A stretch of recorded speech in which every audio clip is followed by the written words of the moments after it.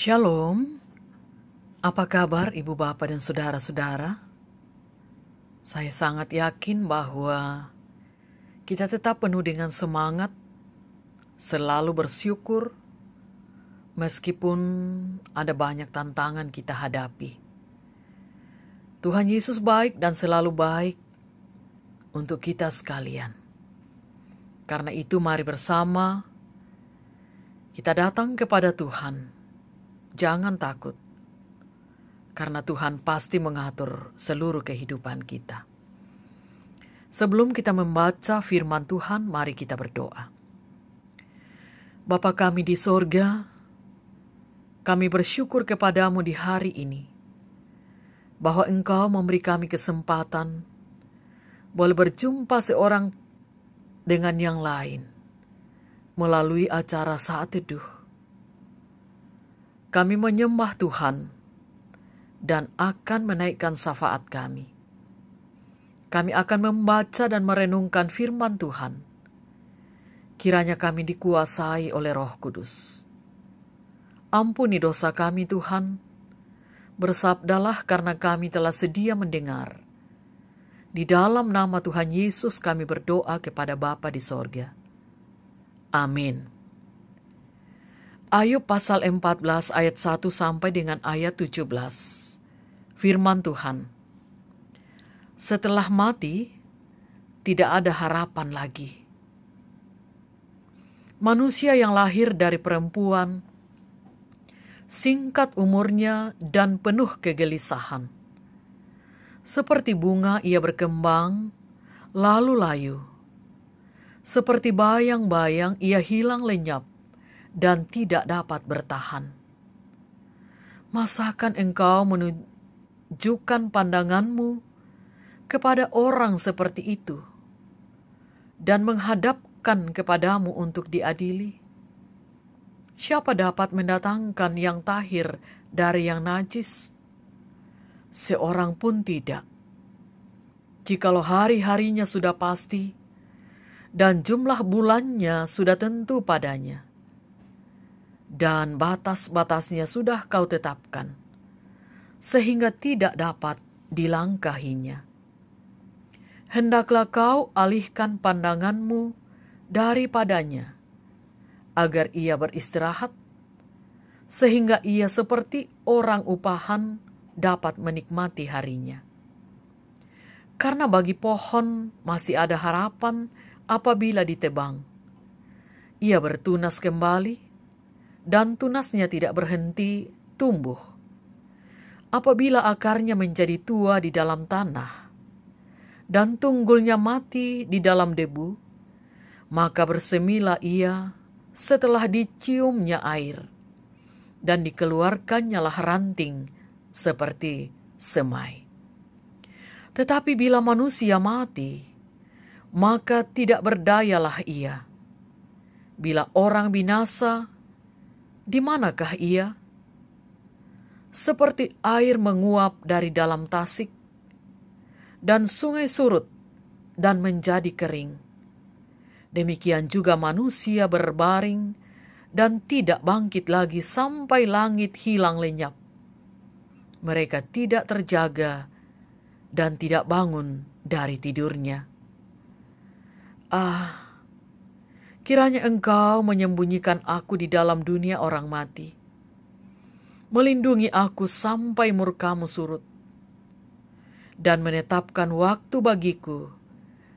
Kemudian mengingat aku pula. Kalau manusia mati, dapatkah ia hidup lagi? Maka aku akan menaruh harap selama hari-hari pergumulanku sampai tiba giliranku. Maka engkau akan memanggil, dan aku pun akan menyahut. Engkau akan rindu kepada buatan tanganmu. Sungguh pun, engkau menghitung langkahku. Engkau tidak akan memperhatikan dosaku. Pelanggaranku akan dimasukkan ke dalam pundi-pundi yang dimeteraikan, dan kesalahanku akan kau tutupi dengan lepa. Demikian firman Tuhan. Amin. Jangan takut, datang kepadanya. Itu tema kita saat ini. Saudara, dalam sebuah percakapan konseling dengan seseorang yang sedang menderita, kadang percakapan menjadi meluas hingga akhirnya terlontar pertanyaan seperti ini. Mengapa Tuhan begitu kejam? Sudah tentu pertanyaan ini keluar dari hati yang penuh kepedihan, kekecewaan, dan kebingungan. Bukan dari hati yang ingin menghujat Allah. Ada kalanya pertanyaan itu keluar karena cawan yang kita harus minum terlalu pahit dan kita merasa tidak sanggup lagi untuk meminumnya. Namun Ayub pun, kita melihat, nama Ayub pun mungkin lebih cocok dipanggil marah. Karena hidupnya sekarang menjadi sangat pahit. Sebagai orang yang percaya kepada Tuhan, ia mengetahui bahwa Tuhan mempunyai kuasa absolut atas hidupnya. Dan bahwa penderitaannya tidak dapat dilepaskan dari tangan Tuhan. Bagi Ayub, tangan Tuhanlah yang sedang memukulnya dengan murka. Itu sebabnya ia datang kembali kepada Tuhan dan meminta Tuhan untuk menyembunyikanku di dalam dunia orang mati sampai murkamu surut.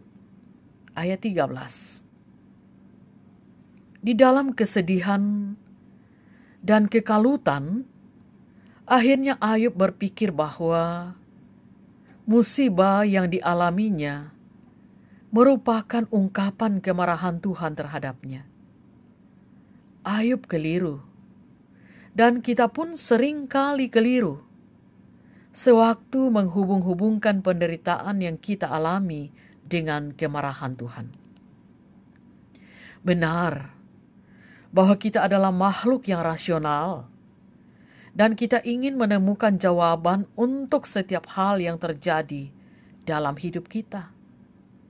Tetapi itu bukanlah alasan untuk mulai mereka-reka mengapa musibah menimpa mereka atau mengapa musibah itu menimpa. Karena jawaban yang paling logis dan paling mudah untuk meredam kemarahan dan kekecewaan adalah Tuhan marah kepada kita. Penderitaan acap kali merupakan bagian dari rencana Tuhan yang tidak kita mengerti. Tetapi ada hal yang terpenting untuk kita pahami, bahkan kita imani dalam kehidupan kita, yaitu bahwa penderitaan tidak dapat memisahkan kita dari kasih sayang Tuhan. Untuk kita renungkan ibu bapa dan saudara, dalam menghadapi penderitaan, datanglah kepadanya, bukan dengan ketakutan terhadap kemarahannya. Datanglah kepadanya sebagai Bapa penyayang anak-anaknya. Itulah Tuhan. Terpujilah Tuhan. Amin. Mari kita mengucap syukur dan kita berdoa. Kami mengangkat syukur kepadamu Tuhan. Setiap saat Engkau selalu menyapa kami. Dan firman-Mu pun setiap saat boleh kami dengarkan. Kiranya semakin hari kami semakin kuat untuk selalu datang kepada Tuhan. Bahkan tidak takut datang kepada Tuhan meskipun kami penuh dengan tantangan. Bahkan kami adalah manusia yang rapuh di hadapan Tuhan. Kami percaya kami memiliki Allah yang dahsyat, yang sanggup memulihkan setiap keadaan kami. bahkan melakukan setiap perkara yang tidak mungkin bagi kami. Berkati kami Tuhan, bersama-sama dengan seluruh anggota keluarga kami, anggota masyarakat, anggota jemaat. Berkati yang sedang sakit, bergumul, dan berbagai persoalan hidup lainnya, dan sempurnakan sukacita bagi yang bersyukur karena pertambahan umur dan berbagai kesuksesan lainnya. Para pemimpin kami, selalu kami doakan. Aparat keamanan negara tetap kami doakan. Terlebih tenaga medis di tengah pandemi COVID-19. Kiranya Tuhan memelihara mereka. Tuntunlah kami Tuhan untuk menjalani hari ini. Biarlah kami boleh menjalani hari ini dengan penuh selamat. Di dalamnya Tuhan kami andalkan, dan bahkan Tuhan tetap kami muliakan. Inilah kami Tuhan. Ampuni dosa kami dan dengarkan doa kami. Kami berdoa kepada Bapa melalui Tuhan Yesus, Juru Selamat kami yang hidup. Amin. Demikian ibadah kita. Selamat beraktivitas Ibu Bapa dan saudara-saudara. Salam sehat dan Tuhan Yesus memberkati.